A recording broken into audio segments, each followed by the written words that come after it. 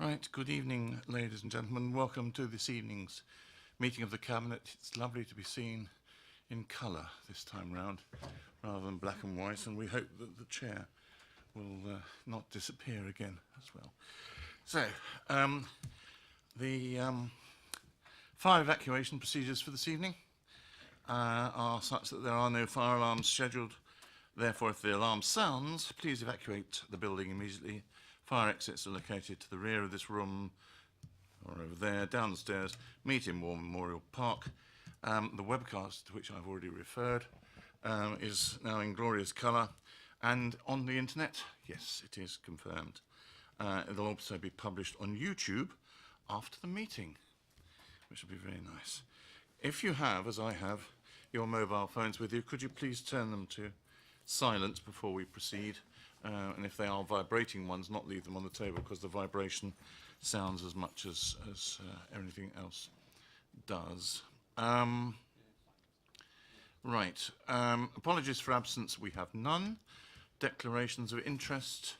I don't think there's any items on here this evening which we have declarations of interests for. No. Urgent matters, there are none. Then we have the minutes of the meeting held on the 13th of November. And members will be aware that at that particular meeting, on the item on green space, a delegation was made to the Cabinet member of the authority to amend the strategy to read War Memorial Park and Old Common as appropriate if the area of Old Common has been included in the designation of a protected open space. Councillor Rafael, what conclusions have you come to? I've come to the conclusion that I'm going to exercise my delegated authority to amend the Green Infrastructure Strategy so that it reads War Memorial Park and Old Common. I think that will make quite a few people very happy. Good. Okay, then going back to the agenda, I think we can proceed on to item 5, which is the Treasury Management Mid-Year Monitoring Report. This is a report which we are asked to note.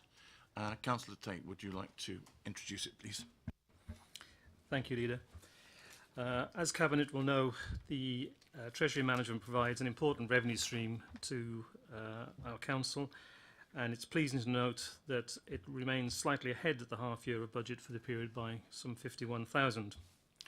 I would like Cabinet also to note that there is an increasing volatility in the tools that we're using for investment, and that means that it's by no means guaranteed that the result will be carried through to the year end. However, our returns generally remain high and low risk when assessed and benchmarked against other authorities.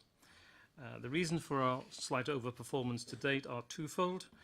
One is a higher than average cash balance during the period, and also secondly, a slight increase in the short-term interest rates. Looking forward, there are a number of uncertainties in the marketplace, both global and in the UK, which will determine the final result, but currently it's a pleasing result for the first half of the year. Members, are we happy to note that? Good, fine. In that case, let's move on to the next item, which is the revenue and capital monitoring as at the 30th of September. Again, this is Councillor Tate to introduce, and then there are a series of things for us to note and 2 things for us to approve. An income budget environment of £300,300 for additional industrial and commercial rental income to fund increased property services, business units costs, and a revenue budget carry forward of 25,000 for social inclusion programme works as outlined in section 4 of the report, which I'll now ask Councillor Tate to introduce. Thank you again, Leader. The mid-term report shows again a trend of robust financial management and delivery of our financial planning. Net revenue expenditure is forecast to be 235,000 lower than budget, and options for dealing this will be considered in Q3. Capital expenditure is forecast to be 1.7 million, below budget, which will again be dealt with in the 1920 budget report for rephasing.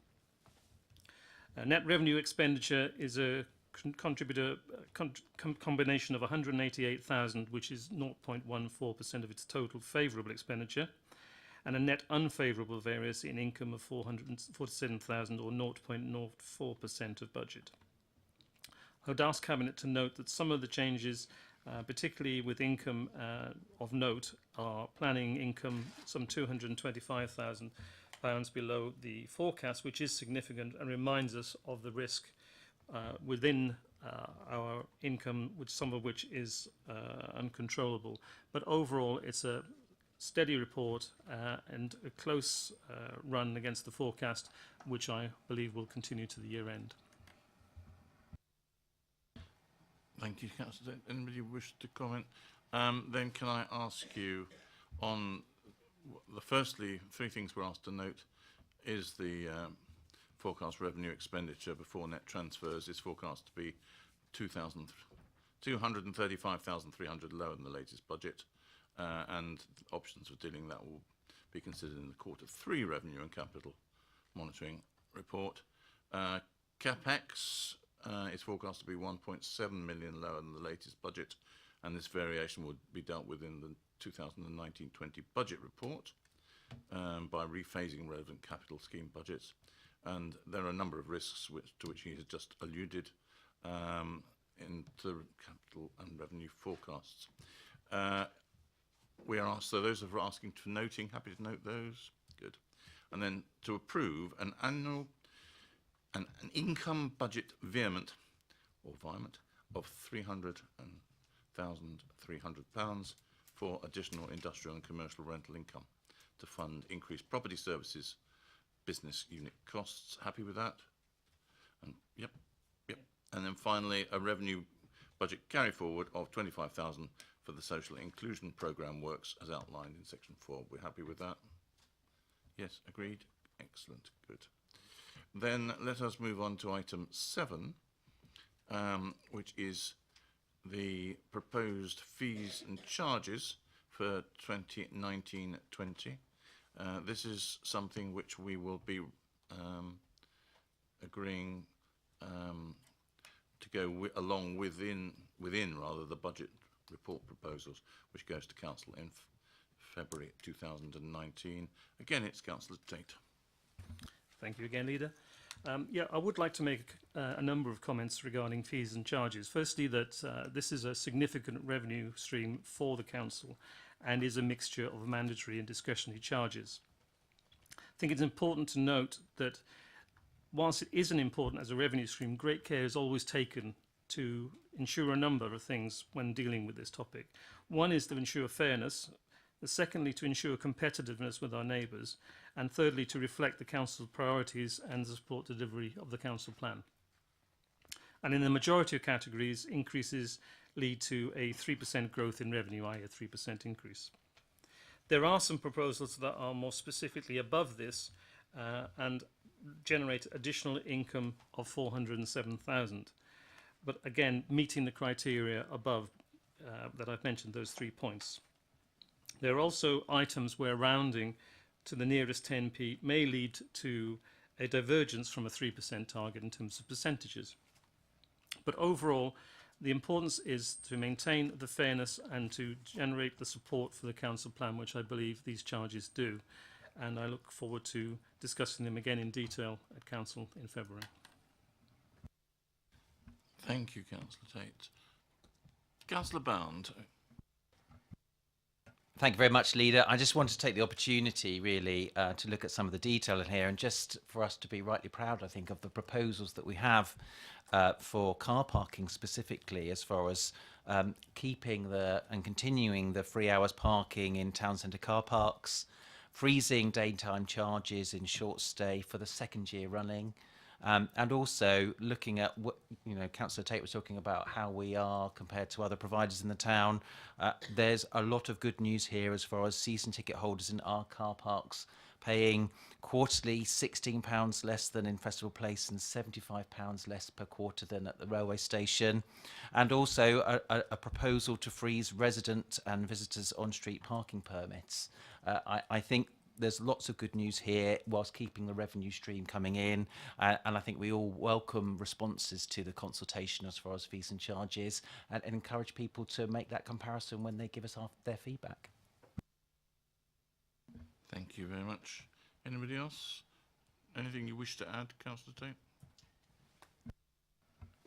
Just one brief comment. In terms of the consultation that has been undertaken so far, the results of the consultation have, where feasible and possible, been accumulated within the revised plan which we see tonight. Good, thank you very much. So, ladies and gentlemen, we are asked to agree that the paper here, the fees and charges for 2019-20, as set out in Appendix 1 within the, set out also within the budget report proposals to go to Council in February 2019. Yep. Good. Then we move on swiftly from there to the property investment strategy. This time is a recommendation that we approve property investment strategy implementation report for the half year up to the second quarter 2018. Councillor Isaac. Thank you, Leader. As you say, this is a half-year report. Your colleagues will recall that under the property investment strategy, the target is to increase net rents by 1.7 million by 2020-21. And to date, we have secured an additional 1.13 million of net rents. In this quarter, or sorry, in this half year, we've added a fourth new acquisition, which is Ringway House on the Danes Hill Industrial Estate, which is going to yield us a very significant return of in excess of 16%. So, out of the 30 million that was allocated under the property investment strategy, we have now got 5.5 million pounds remaining to invest, which officers and advisors are working on, looking at new opportunities across the borough. That assumes that we will be investing something just short of £15 million in the new office building that is going to enable us to retain Eli Lilly as one of our key employers in the borough. With such a significant property portfolio, there's a lot of work that's going on in terms of looking for opportunities alongside our partners in relation to lease re-gears.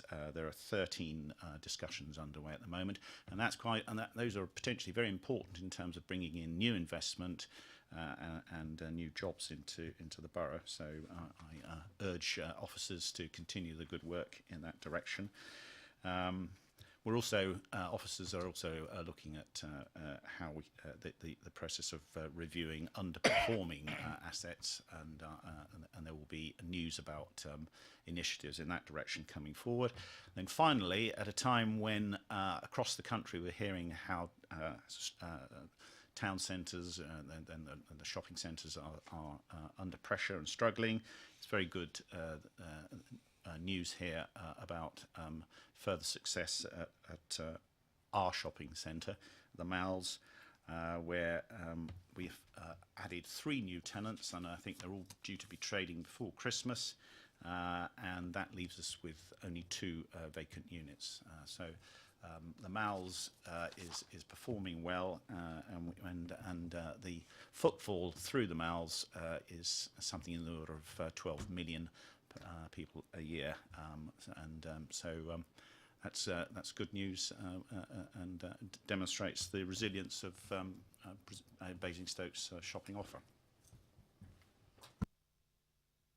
Thank you very much, Councillor Isaac. Anybody else wish to add anything to that? Councillor Tate. Yes, thank you, Leader. I just wanted to make a point of congratulating Councillor Isaac and his team for the work they're doing with the property investment strategy. It is extremely important for this council that we diversify our revenue, and the work that's been done by that team and its delivery in terms of the revenue stream is an excellent result for us. I would endorse that view, but not just from a financial point of view, but also from the social impact of running some of the properties, particularly the malls, in a way that is keeping the place attractive so that we do continue to get the footfall. And we're very lucky to have a lively and, I'm not going to use the word vibrant, but a lively and prospering town centre when so many around us don't have the same thing. So we're asked to approve this report. Happy to do so? Great, good, thank you very much. Then, again, staying with you, Councillor Isaac, we move on to the property and alternative investment strategy. This is a report on progress so far, which we are simply asked to note this report. Thank you, Leader. As you say, this relates to the Investor Grow Fund. £25 million was allocated to this fund, and we are providing the letting to Eli Lilly proceeds. We have earmarked £10 million of this fund towards the financing of the new building. You'll remember that this fund is intended to stimulate local development activity in the borough, particularly creation of new jobs, new development, new homes, and also as a byproduct generate increased business rate income for the council. This report refers to further progress that's being made in discussions with various parties. I think there are 25 ongoing discussions at the present time, and 3 commercial potential investments are at an advanced stage, and there's 1 housing development that where we're talking to a housing trust that wishes to develop up to 12 new homes. I'm encouraging officers and our advisors to continue to work hard to bring to a conclusion those discussions, because clearly we want to invest that money, and I'm particularly keen that we find opportunities to use that money, particularly in relation to helping the development of new homes, which we all understand around the Cabinet is a very high priority for this borough and its residents. Thank you. Anybody wish to add anything, Councillor Tate? Thank you, Leader. Just a quick comment. And never been known to be the most patient of person, I do appreciate that it takes time to deliver results with this type of programme, and I'm very appreciative from the finance side of the work that's being done. At the risk of sounding sycophantic again, the team are doing a good job in a difficult circumstance, but I'm sure we'll see the right results in due course.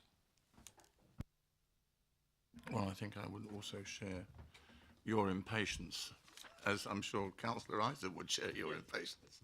In fact, we all would, to see the results coming through.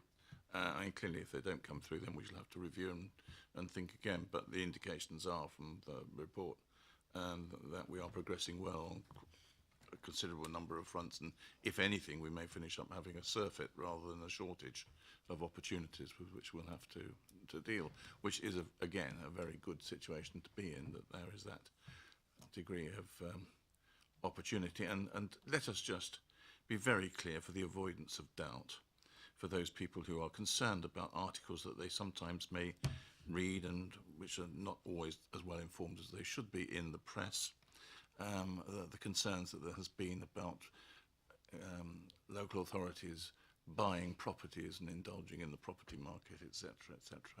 That we are, of course, those concerns are because local authorities have been borrowing money to enter into the market and indulge in various forms of property speculation. We're not, and then having to repay both the interest and the principal at the same time with some considerable exposure therein, should things go wrong. We are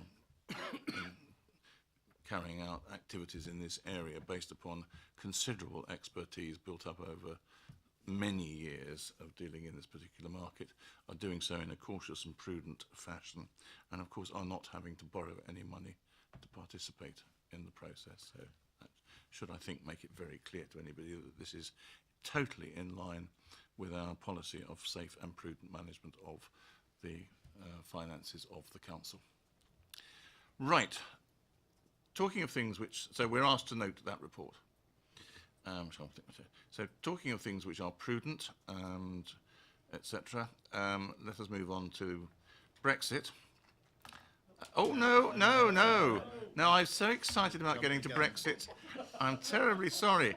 And actually, not only sort of so excited, too excited to get to Brexit, but I denying Councillor Raffel his moment of in the sun. Or at least in the sun in his landscape and amongst his trees. So this is the adoption of the Landscape Biodiversity and Trees Supplementary Planning document. We are going to be asked to make some recommendations to full council on this in due course, but allow me, before he goes off in a huff, to let Councillor Raffel introduce this. Thank you, Leader. I'd like Cabinet to note all the comments from the wide consultation and from EPH when there was extensive discussion on this supplementary planning document. And I'd like Cabinet to recommend that full council adopt it and withdraw the previous 2008 version. I'd like to thank all those who've been involved in its compilation, councillors and outside bodies, and the officers in their hard work in making it a very workable and useful document that informs decisions of the Development Control Committee in due course and all planning applications, and of course has links into the Green Infrastructure Strategy, which has also gone forwards through the similar process of discussion. As you've already noted, the SPD relates to green infrastructure, landscape, biodiversity and trees, and covers a wide range of topics that I could talk about at great length to you, all of you, if you wish me to do so. But I'll save that for full council, perhaps. Thank you, Councillor Raffel. It's sad though it may be, perhaps it would be better to deny ourselves the opportunity to hear you at this precise moment and wait with the usual excitement to hear you next week. Unless anybody wishes to ask Councillor Raffel any questions. No, good. So, are we happy then to note the comment on the report? Well, we've commented that we believe it's an excellent piece of work and are very pleased to see it coming forward, and therefore on that basis to recommend to full council that it be adopted and that the previous document from 2008 of the same name be withdrawn. Happy to do that? Good. And now we arrive at Brexit. So let me, I know it's so exciting, as a forward to this, make it very clear that this paper has nothing to do with the rights and wrongs of Brexit, whether we should be in, out, or shaking it all about, as they say. This is purely a paper which seeks to make sure that as a council and as an area, as Basingstoke and Dean, that we are as adequately prepared as it is possible to be for any fallout as a result of whatever decision is made by Parliament, by the people, by whoever finishes up making a decision. And it is as imprecise as that at the moment. It is fairly clear that the uncertain, the known unknowns are quite significant. The unknown unknowns are very probably quite significant as well. The picture changes almost on a daily basis, almost on an hourly basis. But there are some things that we can start to try and just pan out to see what we may or may not be able to do, or we may or may not need to do. Similar thoughts are occurring or running through, I think, probably most councils up and down the country. It's certainly something which Hampshire County Council are proposing to look at in exactly the same way that we are looking at it at their cabinet or executive committee, whatever they call it, next week. And we shall be engaging with them as well on what they're doing, what we're doing. The LEPA carrying out similar analysis. So I think there's a tremendous amount of, I wouldn't say, hesitate to say enthusiasm, but a tremendous amount of willingness and effort to make sure that the country as a whole at grassroots level is as well prepared as it can be, given the fact that there's so much that we can't do at the moment. The proposal is that to enable us to do this, we've set up a cross-council officer steering group to assess the impacts of Brexit and to liaise with our various partners to see what they are doing. For instance, the hospital, what the hospital might need to do in terms of its recruitment of overseas employees, etc., and how we would deal with that, or how we might help them deal with that if that was to come to pass. And similarly, because we wouldn't like members to be excluded from the opportunity to debate the implications, but since this is a members' advisory panel to advise me on policy options to respond to Brexit challenges, I can assure you that we will not be debating the pros or cons of Brexit itself at that point in time, much as they might wish to do so. I think this is a point at which we have to be very focused on looking after the best interests of our residents at a local level, because that's what we are. We are a local government institution. We are not a national government institution. So that's what I'm recommending to you to approve. Anybody wish to make any comments? I can tell by the silence that you don't, and therefore may I take that as being approved? Yes. Good, thank you very much. In which case, we come to the end of our meeting almost 1 minute, I think, before 7 o'clock, but